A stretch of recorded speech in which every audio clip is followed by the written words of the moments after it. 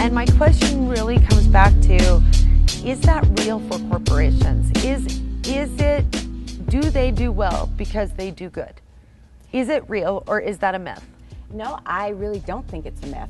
So this is where some of the strategy part comes in. So I think companies that have really thought about how to use what they do and apply it to a cause they care about, they can do amazing things. So one of my absolute favorite all-time examples is the company Barefoot Wine.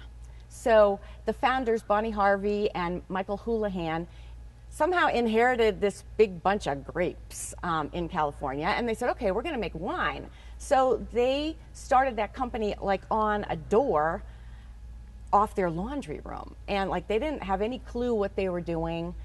You know, they came up with the label, which is Bonnie's footprint in the sand.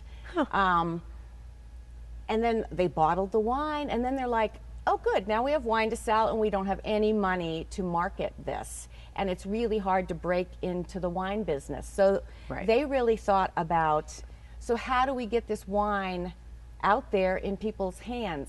And they grew the company totally, not spending one dime on marketing, through worthy cause marketing. So they picked a couple of causes that they really care a lot about. They would donate their wine. They had like a 28-point list that if we're going to give you our wine, we need you to make sure our bottle's out with the label facing out to the people at your event.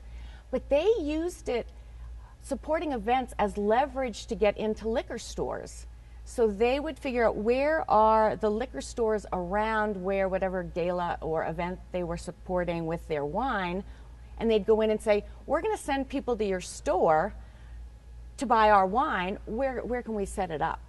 And it's really hard to get shelf space in a liquor store, but then they made inroads. They would send people, they'd have flyers at the nonprofit event that says our wine can be bought here and there. So they had sales, the liquor store had sales, the nonprofit had wine to have at their events, so it was win, win, win, win. But they grew that company totally through operating in creative ways, partnering with nonprofits, all the way up to it sold to Gallo a few years ago, and it's now the #1 domestic wine brand in the United States. Wow. And just done on a really clever partnership with nonprofits the whole way.